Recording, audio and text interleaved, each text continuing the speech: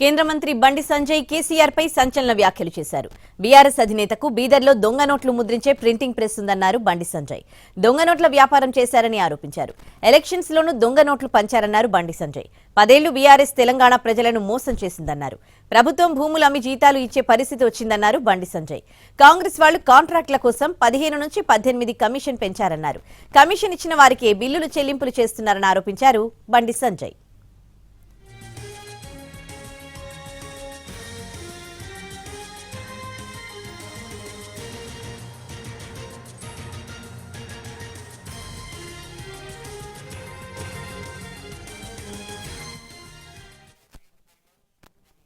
పాలన 10 సంవత్సరాలు ఒక కుటుంబ పాలన, ఒక అవినీతి పాలన, ఒక మూర్ఖత్వ పాలనతో తెలంగాణ మొత్తం సర్వనాశనం అయిపోయింది.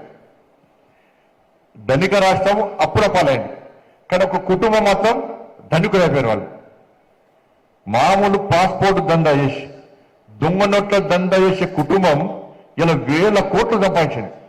అక్కడ బీదర్లా, మీ అందరికీ ఇన్నోళ్ళు చెప్పిన విషయం చెప్తారు. బీదర్లా ఇదే టీఆర్ఎస్ పార్టీ అగ్రనాయకుడికి ప్రింటింగ్ ప్రెస్ ఉండేయారా. నాకు మొన్న ఢిల్లీలో ఒక పోలీస్ ఆఫీసర్ కలిసాడు.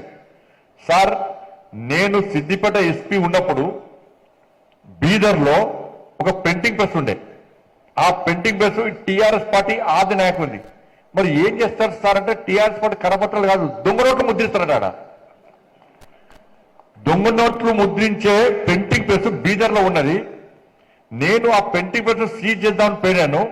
పోయేసరికి రాష్ట్రంలో నుండి ఒక ముఖ్య నాయకుడు నాకు ఫోన్ చేసి, మీకు డ్యూటీ అక్కడ లేదు, మీరు అక్కడ పోకండి అని చెప్పి నన్ను ఆదేశిస్తే నేను పోలేకపోయినా. అంటే దొంగ నోట్ల దంద కూడా చేశారు వీళ్ళు.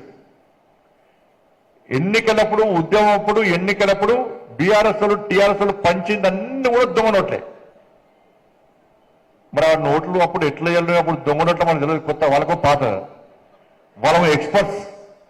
మనం అంతా ఖర్చు పెట్టిన తీసుకున్నా కానీ పంచిన అన్ని దొంగ నోట్లే.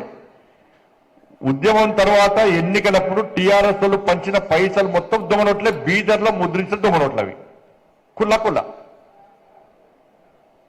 ఇలా ఆ కుటుంబం ఇలా కోటీశ్వర్లు అయిపోయింది.